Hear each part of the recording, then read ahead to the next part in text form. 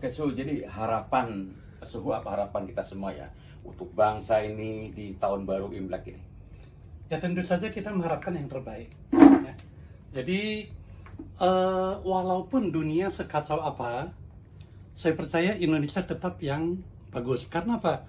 Karena sekarang periode ke-9 itu adalah energinya adalah api. Kita di selatan bumi itu elemennya api. Jadi sama dengan kita. Karena itu periode 9 itu dari 2023, 2024 sampai dengan 2043 itu disebut periode ke-9. Itu Indonesia akan maju secara bertahap. Jadi mulai tahun ini sudah masuk ke periode ke-9. Karena itu apapun hasilnya, apapun yang terjadi, Indonesia tetap akan bagus, akan maju. Dan kita akan menjadi lebih baik dibanding dengan negara-negara lain yang setara.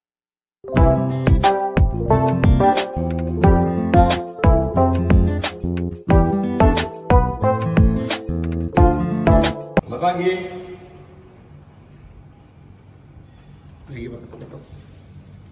Selamat pagi, Su. Pagi. Apa kabar? Baik. Wah, pakai baju merah. Saya belum masuk. Silakan. Oke, maaf agak terlambat sedikit, macet. Ya, tak ada masalah. Oke, sahabat Kawit Channel, saya hari ini jumpa dengan sahabat saya, Xiang He, seorang Tionghoa yang juga ahli mengenai Feng Shui ya.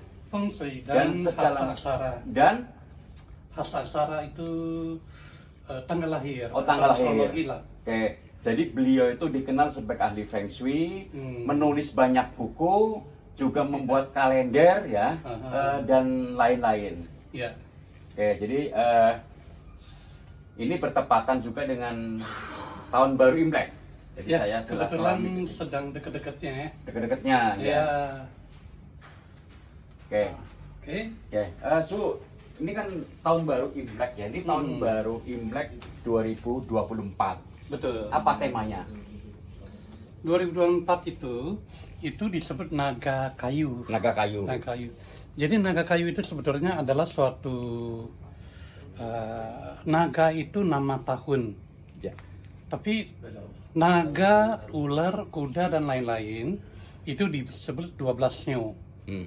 Nah, 12 Sio itu setiap 12 tahun itu kembali lagi. Iya.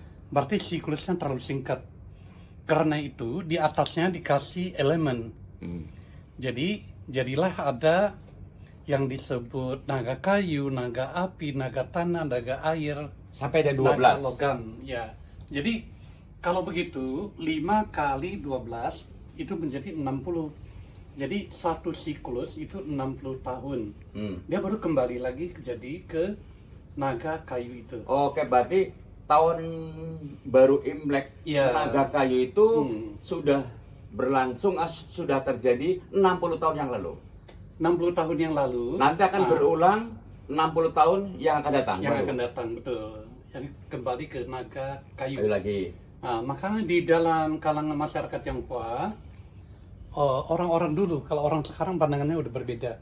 Orang-orang dulu mengatakan bahwa, kalau saya hidupnya kalau sudah sampai umur 60, wah ini sudah satu siklus, sudah sempurna. Begitu. Kalau sisanya 61 sampai dengan misalnya 100 tahun, itu bonus. Oh gitu. Jadi mungkin ada nggak orang yang mengalami tahun naga kayu 2 kali? Naga kayu 2 kali.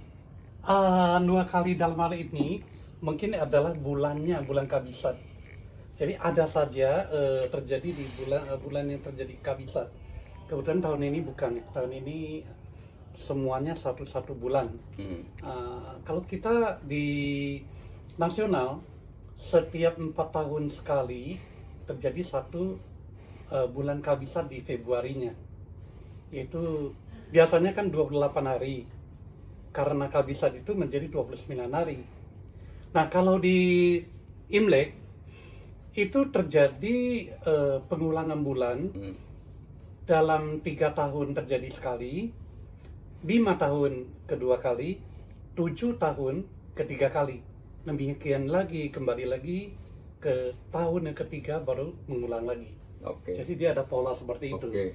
Nah, jadi adanya bulan ganda itu untuk mengcover bahwa tanggal Imlek itu setiap bulan itu maksimalnya adalah 30 hari. Jadi biasa 29 hari untuk bulan kecil dan 30 hari untuk bulan besar. Sedangkan di internasional adalah tanggal 30 itu adalah bulan kecil. Sedangkan tanggal 31 itu adalah bulan yang besar. Kita biasanya hitung dengan genap ganjil gitu ya. Nah, dengan adanya selisih hari seperti itu, maka akan terjadi pergeseran. Pergeseran di mana yang satu setiap bulan tuh pasti kurang satu hari terus. Nah, kalau begitu tuh setiap tahun kemudian dia akan kekurangan satu bulan penuh. Nah, jadi kalau di Imlek itu dihitung supaya bisa sejalan, maka setiap 3 tahun sekali dikasih satu bulan ganda. 5 tahun 2, 7 tahun 3 kali. Dengan demikian dia hanya dia akan berjalan terus seiring. Jadi tahun 2024 tetap 2024 baik Imlek maupun internasional. Cuma kadang ada di selisih hari dan bulan itu aja. Jadi maksimal biasa selisih 1 bulan, tidak lebih dari itu. Kalau lebih pun tidak berapa hari. Kembali ke tahun naga kayu. Maknanya apa nih? Sebenarnya tiap tahun itu sama saja sebenarnya ya. Cuma dari apa namanya, kita ini sebenarnya naga, ular dan lain-lain itu diambil sebagai simbol. Nah, simbol itu digunakan untuk mencatat sesuatu peristiwa-peristiwa. Jadi itu sebenarnya ada hubungan sama statistik sebenarnya. Jadi kalau menurut statistik dari dulu sampai sekarang itu sudah ribuan tahun itu pengalamannya adalah di tahun naga. Tahun naga itu adalah tahun besar, disebut tahun besar. Karena apa? Karena setiap tahun naga itu biasanya akan terjadi perubahan-perubahan yang besar, perubahan-perubahan yang mendasar.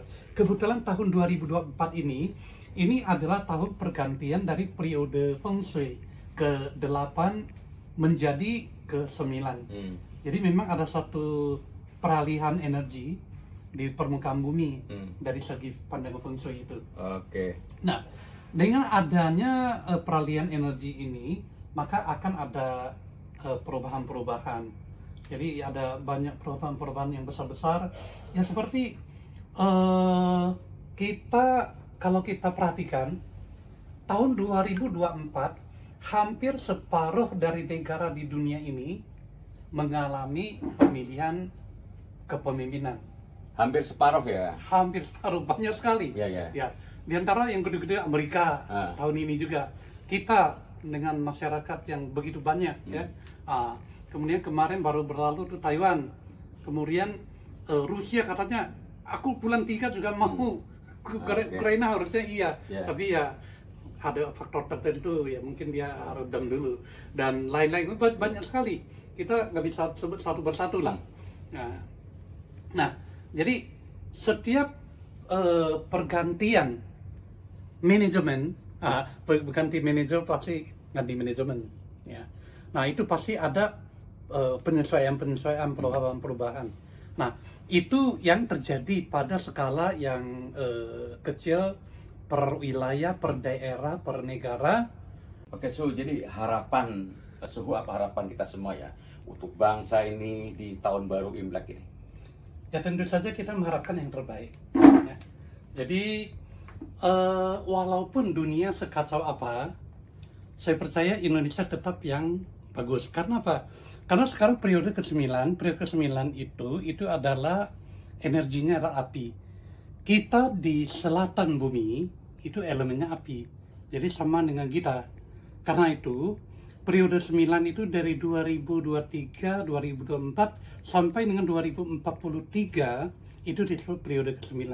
Itu Indonesia akan maju secara bertahap.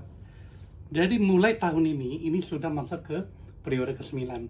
Karena itu apapun hasilnya, apapun yang terjadi, Indonesia tetap akan bagus, akan maju. Dan kita akan menjadi lebih baik dibanding dengan negara-negara lain yang setara. Oke. Nah, tentu kalau yang yang sangat Oke. maju kita nggak bisa banding, tapi setara kita pasti menang. Oke, semoga harapan atau prediksi ini bisa terwujud untuk Indonesia. Nah, sekarang saya mau ngomongin soal Feng Shui. Nah, Oke. Suhu atau Xiang He ini kan pakar Feng Shui atau masternya Feng Shui Indonesia. Nah, Oke. coba dijelaskan kepada saya apa itu Feng Shui itu? Oke, jadi Feng Shui itu sebenarnya di Indonesia itu sudah campur baur. Sebenarnya ini adalah namanya Xuanxue. Xuanxue itu semacam metafisik, ilmu metafisik China, Tiongkok kuno ya. Jadi dia terbagi menjadi ilmu ruang, ilmu untuk ruang tempat, ilmu untuk waktu. Waktu itu melibatkan tanggal lahir dan lain-lain, dan ilmu yang digunakan untuk memperakirakan segala sesuatu yang tidak ada acuannya yang jelas. Jadi kita bisa bagi menjadi 3. Tapi di Indonesia itu semuanya disebut Feng Shui, padahal ada nama tersendiri. Feng Shui yang dimaksud itu sebetulnya adalah untuk ruang. Jadi untuk lihat rumah, untuk melihat kantor, lihat tempat aktivitas apapun yang ada hubungan dengan ruang, itu disebut Feng Shui. Sedangkan yang berhubungan dengan keberuntungan, itu adalah ilmu yang berkaitan dengan waktu. Kita pecahkan dari tanggal lahir seseorang misalnya. Kemudian sesuatu yang misalnya kita kehilangan kunci, kehilangan dompet atau apakah bisa dicari kembali dan lain-lain. Itu nggak ada acuannya. Oh, nggak ada acuannya. Kita pakai ilmu yang beda. Itu bisa disebut Liu Yao, bisa pakai Liu Ren dan yang lainnya. Jadi sebenarnya secara garis besar itu ada 3, tetapi di Indonesia itu cenderung dimasukkan ke dalam Feng Shui. Feng Shui itu segalanya katanya. Oke. Jadi itu di Indonesia. Jadi kalau yang mempercayai Feng Shui itu bisa dipraktekkan untuk kehidupan apa saja? Jadi begini, kalau kita misalnya ingin memiliki suatu tempat tinggal yang ideal, yang nyaman, selain dari penataan arsitektur yang mengatur pencahayaan dan aliran udara dan lain-lain, kita juga menatanya dari segi Feng Shui yang mengatur bagaimana energi yang terbaik di muka bumi ini bisa kita terima di tempat tinggal kita itu. Nah, itu Feng Shui. Nah, kalau kita misalnya ada permasalahan-permasalahan, misalnya saya ingin memenangkan suatu tender, kemungkinan menangnya berapa persen misalnya, boleh nggak fight gitu. Nah, kita cari tahu dari waktu, jadi dari tanggal lahir seseorang, kapan seseorang itu paling bagus dalam hidupnya, atau perlu menjaga sesuatu misalnya tahun tertentu jangan pergi jauh-jauh misalnya. Itu dari segi hasta aksara atau pace namanya, itu segi waktu. Dan lainnya lah, yang jelas sesuai dengan kebutuhan. Apapun aktivitas yang ada hubungan dengan manusia bisa di cover dengan Feng Shui. Terus untuk orang yang mempercayai Feng Shui itu kan tidak semuanya dia tahu. Dia percaya tapi tidak tahu. Berarti bertanya kepada siapa? Tentu saja ahlinya lah. Ahlinya termasuk Xiang He ya. Ya, jadi kita yang mempelajari tentang ilmu ini dan menguasai informasi yang terkait di dalam rumusan kode-kode atau apalah yang disebut batang langit cabang bumi. Nah, kita bisa membacakannya berdasarkan itu. Jadi ini masih terkait dalam saintik sebetulnya. Tapi ya banyak orang yang mengkaitkannya dengan mistik segala macam. Sebenarnya itu nggak benar. Kita ini saintik. Oke, Xiang He. Jadi Xiang He kan termasuk master Feng Shui. Nah, dan sudah banyak menulis buku tentang Feng Shui. Sudah berapa banyak buku yang Bapak tulis? Buku terhitung kira-kira ada 12, termasuk 2 buku yang berbahasa Mandarin. Oh, berbahasa Mandarin. Ya. Sebagian lainnya berbahasa Indonesia. Ada 10 lebih kurang berbahasa Indonesia, sama belasan kalender yang telah kita terbitkan. Kemudian artikel-artikel yang kita isi itu, saya mengisi rubrik yang berbahasa Mandarin itu sejak tahun 2000 ya.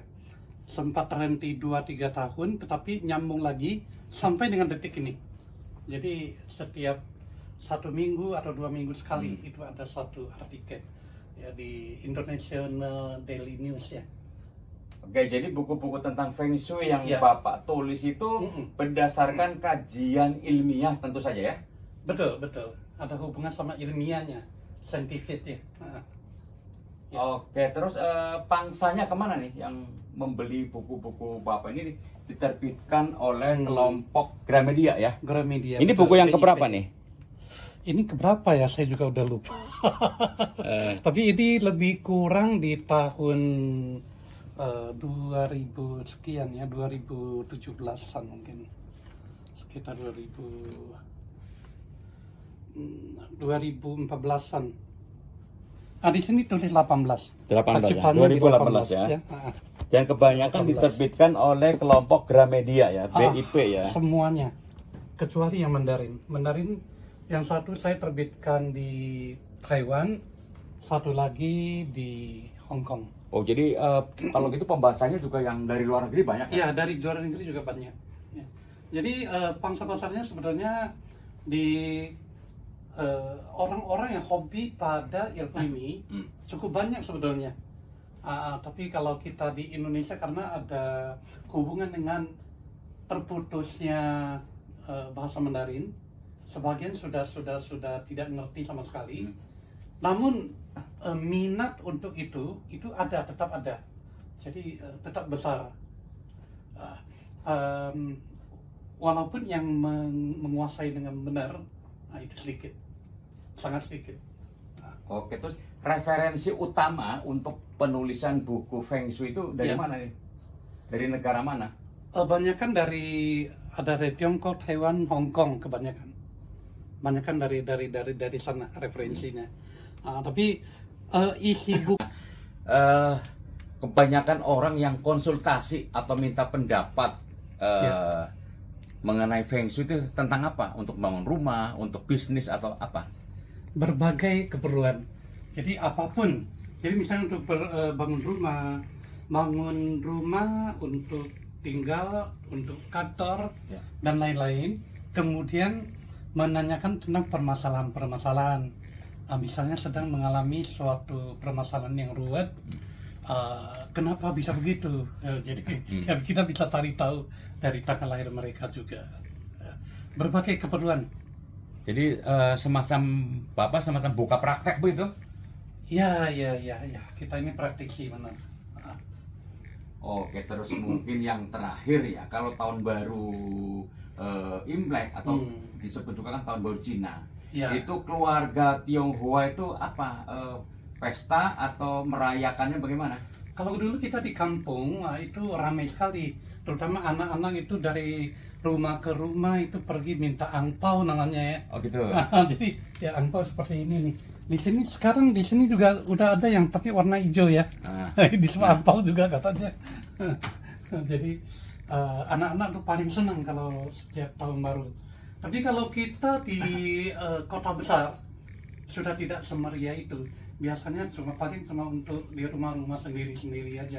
Jadi sebenarnya kita pasang-pasang yang seperti ini. Ini juga dalam rangka tahun baru Imlek nih? Ya itu naga naga ya. Jadi supaya nampak meriah gitu. Jadi dulu kampungnya di mana? Saya di Riau. Oh Riau. Di Riau. Saya gede di Pekanbaru. Ya lahir di satu kota kecil. Namanya Bagan Siabeapi. Itu kota itu terpencil sekali. Jadi budaya Chinese itu masih kuat sekali pada di tempat itu. Begitu keluar dari situ itu sudah mentok. Pak Siang He ini kan usia udah 50 lebih ya? Ya 60 lah lebih. Hampir 60 ya. Berarti sudah berapa kali, udah puluhan kali merayakan tahun baru Imlek. Mungkin bisa dijelaskan kemeriahannya antara dulu dengan sekarang gitu. Sekarang ini saya pikir kemeriahan itu tetap bagus, tetap meriah. Kalau saya merayakan sendiri bisa dikatakan hampir tidak, tapi dimerayakan oleh orang lain, dirayakan oleh orang lain. Kadang oleh kelompok-kelompok hobi, kadang seperti oleh media kan suka diundang ketika sedang momen pesta, momen Xinjia atau Imlek ya. Saya juga pernah diundang ke Singkawang dalam Sebome dan lain-lainnya. Itu sangat-sangat meriah. Di daerah terutama meriah banget. Kalau di sini hanya di tempat-tempat tertentu, mungkin di sekitar Jakarta Utara, Jakarta Barat, beberapa mall itu masih ada suasana seperti itu. Ya. Oke, mungkin penutup nih harapan Siang He di tahun baru ini untuk kita semua. Ya, saya tetap mengharapkan segala sesuatu yang terbaik dan saya ucapkan kongsi facai supaya semua yang terbaik hadir bersama kita. Itu yang baik. Baik, terima kasih Pak Siang He, obrolan kita terkait dengan tahun baru Imlek 2024 ya. Mudah-mudahan obrolan ini bermanfaat untuk kita semua. Bang Siface. Terima kasih. Ya. Ini ada kue ulang tahun, kue apa? Kue Imlek nih. Oh, kue Imlek. Kue Imlek ya, namanya kue keranjang. Jadi setiap tahun itu kita ada nih. Oh. Kuenya seperti ini, kue keranjang.